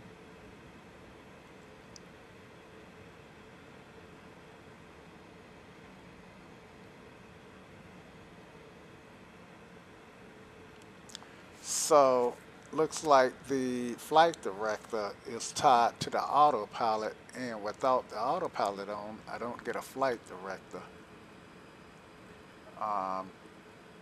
Again, I am an old GA guy, so I'm used to being able to turn my flight director on and off at will.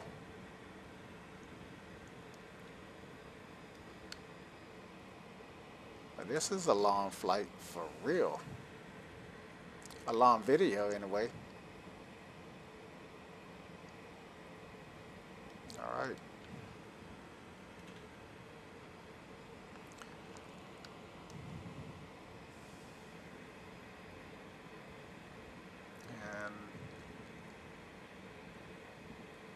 steadily coming down just about below 10,000 feet. And as soon as I get below 10, then I will exert the speed limit.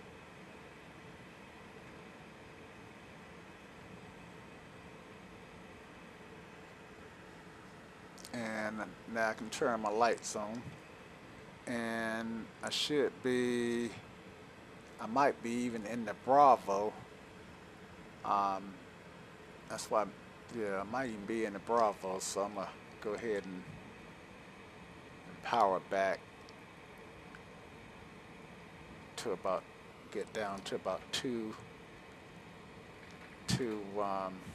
what am I trying to say, 200 knots.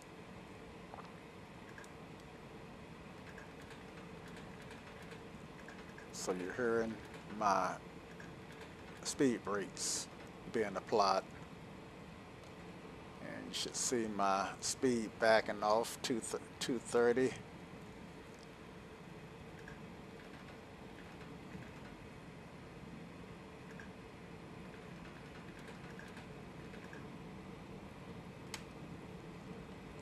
Speed brakes fully deployed now. Let's take a look at what they look like. So yeah, those are those speed brakes out, guys.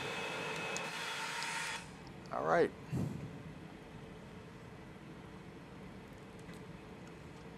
And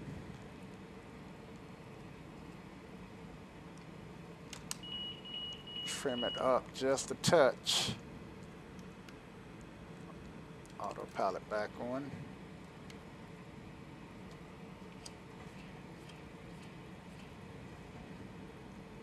Trim it.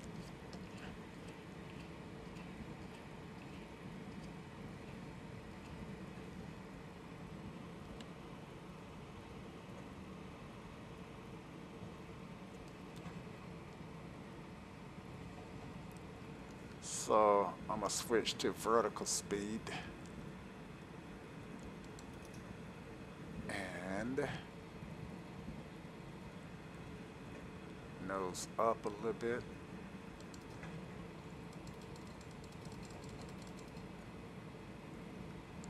All right, that's good speed right there.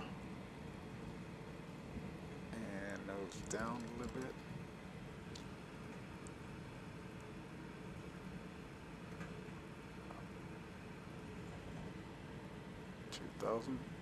Yep, good.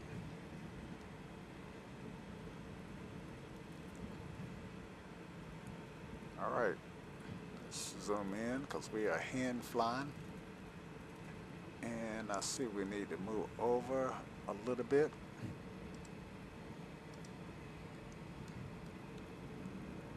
So bring head and bug to the left a little.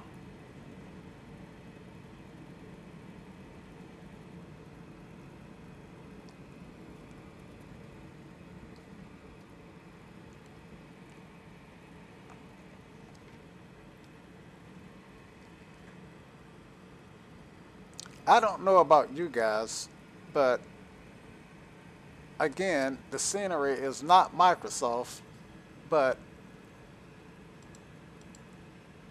I am, come on, I want to get rid of this guy. See, now see that cloud clutter on my radar here, might even be a little rain in it.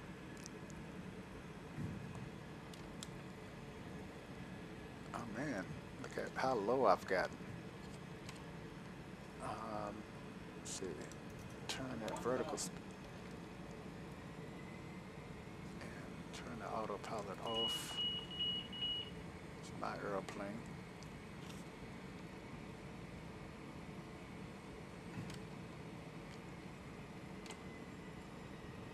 Why am I, is it flying? What the devil is it doing?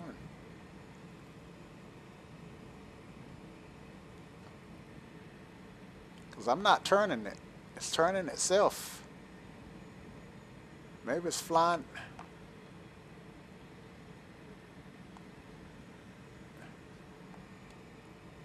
how could it be flying the flight plan when the autopilot is off?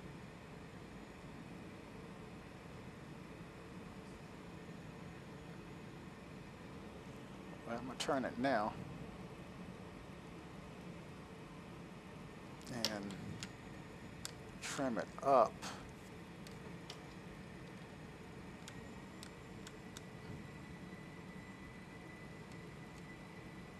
And maybe I was turning it, but let me turn my yoke on. You guys can. I like to have my yoke on when I'm landing anyway, so you guys can see what my inputs look like.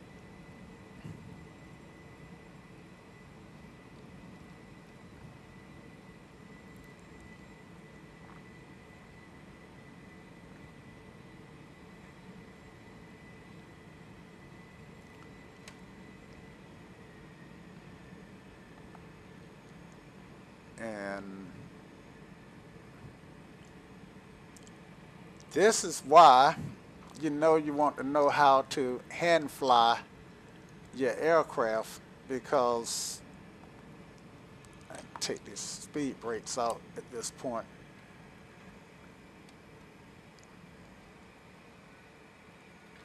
Speed brakes are out fully.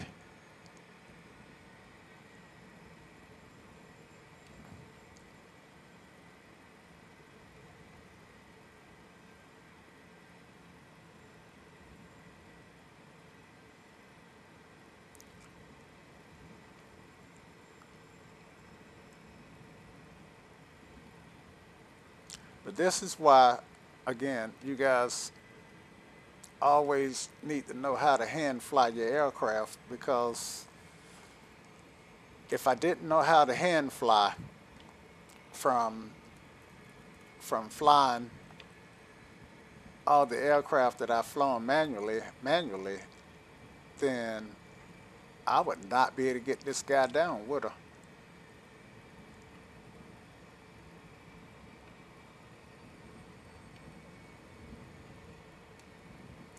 So yeah. All right.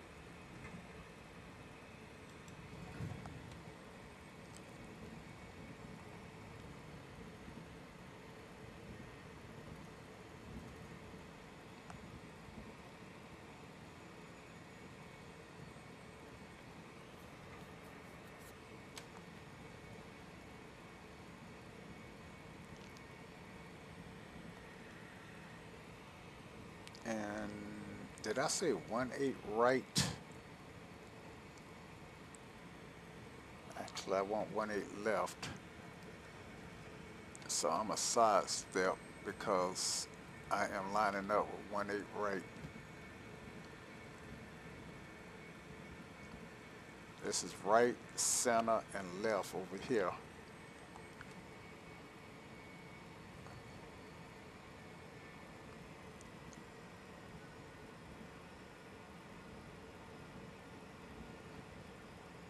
I can't remember whether anyway, looks like it was lining me up with 1/8 right. That's the Charlotte skyline in the X-plane. Unrealistic, but plausible. That's hardly even plausible, isn't it? All right, so I'm strictly visual at this point.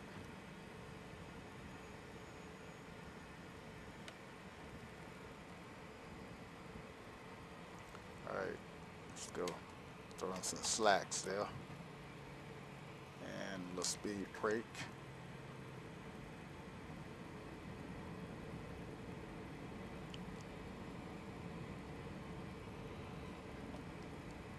Speed brakes are 4. Try and get lined up here.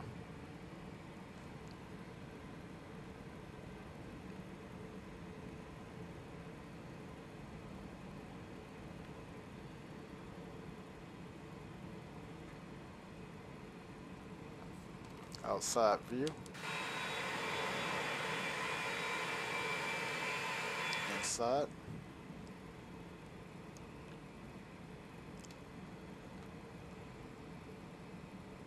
I didn't even bother to get an ATIS. My bad. I should probably put that in my check. Well, no, getting the ATIS is not something that you put in your checklist because um, not all airports have it, and this is a biz jet, so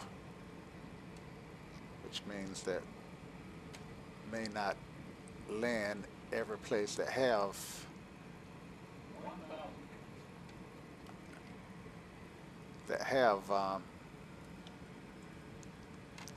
radios. Okay, flaps 5,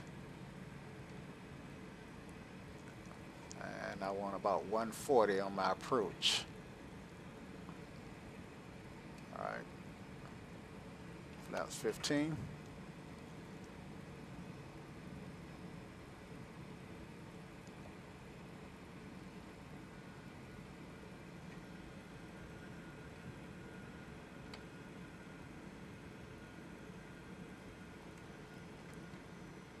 Should get a 500-foot call out any minute. Going over this highway, maybe. All right, let's get the gear down.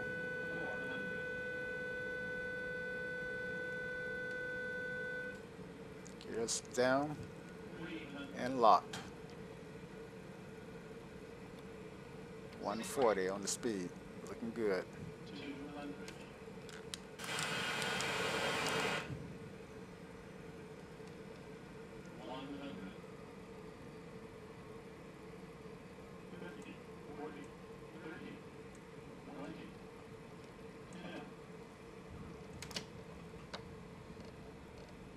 Reverse.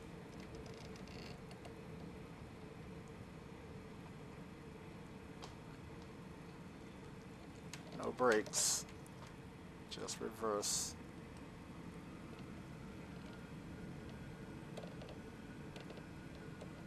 Brakes.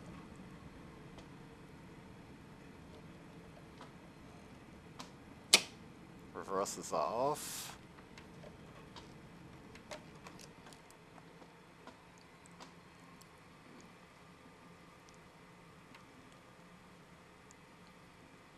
Exit the runway.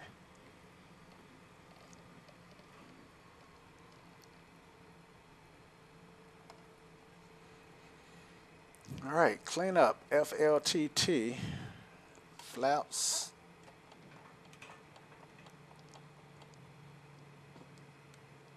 lights,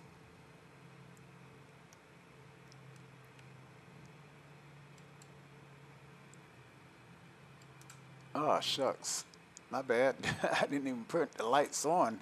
I tell you, man, I got this thing where I forget to go back to my checklist every time. So since this is about the checklist, let's see what I missed. Okay, pre-landing fuel checked,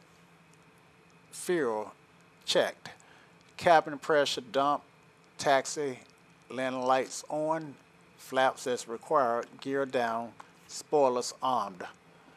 And yeah, so that's what I missed going through that. Now I actually missed the gear, but the aircraft was smart enough to remind me. All right, clear left.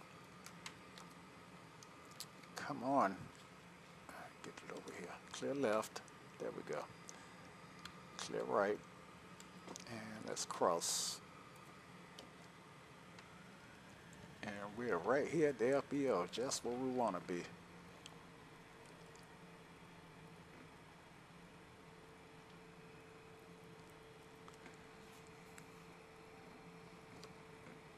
But hand flying it in wasn't my plan. So at the point that that I knew that I was going to have to hand fly it in, I figured there was no need to pull out charts because I don't think this aircraft descends itself. I'm not sure, but yeah. All right, so we'll come over here and park.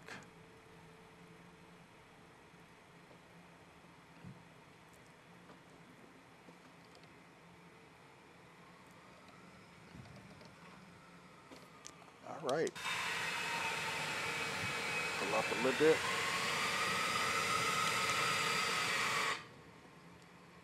Now you guys can get me back. Who parks from the outside, right?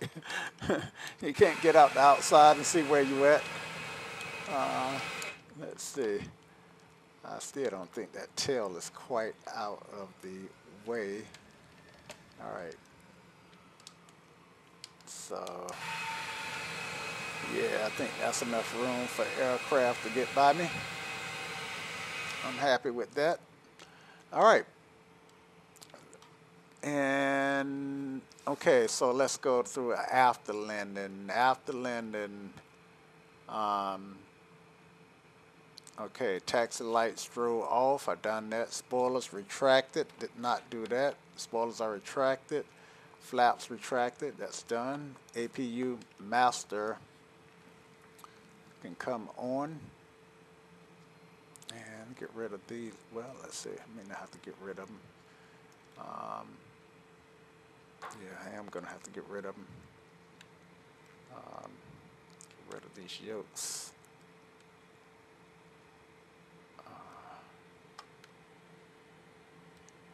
Get down into the bottom. I have to get over here to get rid of them.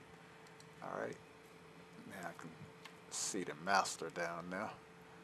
Can come on. And start it. Let it wind up and then turn our generators and bleed air back on.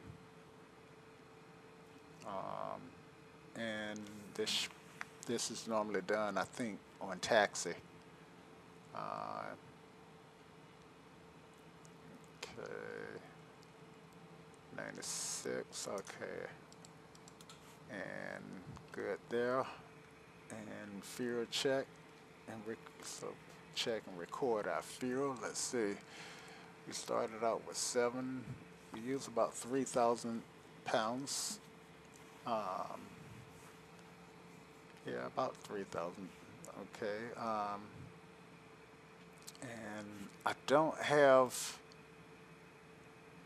okay, parking brake is set at shutdown, okay, but I'm gonna go ahead and set my parking brake because I'm tired of holding the toe brakes.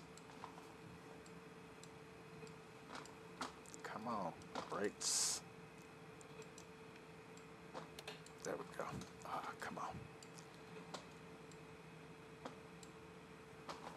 All right, got them. Look at the cast, make sure they're set. Nope. The parking brake is not set. Why won't they set? All right, so it's set now. Parking brake on. All right, let's see what, okay.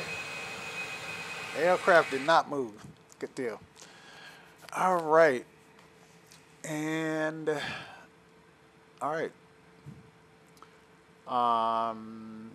And APU, bleed air, fuel, check, parking brake set. All right, now this is shutdown. Parking brake set, left engine bleed can go off. Engine bleed, I think that's gonna be over here.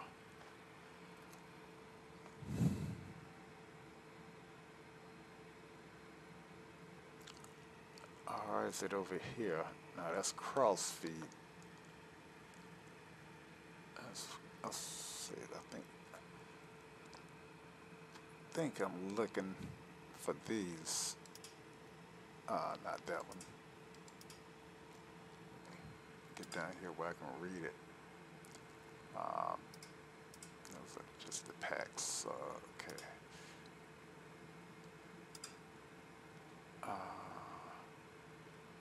Yeah.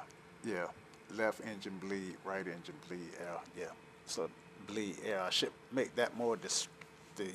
Yeah, it does say bleed air. It does have the word air in it. Throttles can go to off. Okay.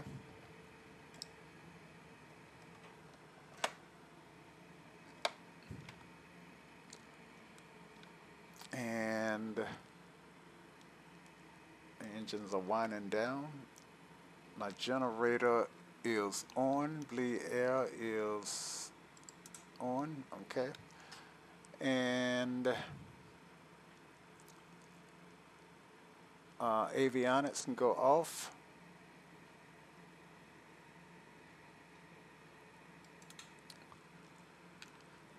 APU can go off at this point after, you know, everybody's deboarded and stuff. Actually, what I should do is, before the APU go off, make sure the packs go off. Packs are off. APU can go off now. So we're going to stop it. Turn our bleed air and generator off, and then stop it. All right. And generators left and right can go off.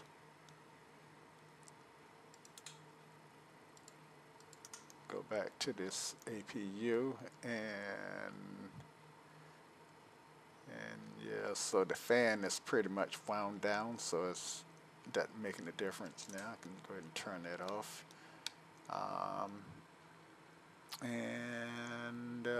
Let's see, standby power can go off. Standby power. Get over here. So that was standby power, was right here. And pitot heat can go off. And that's on the inner ice. So pitot heat, and that reminds me to turn the window heat off. When the heat is off, and ECOS can go off. Battery switches can go off. And all other switches that are on can go off. That might still be on.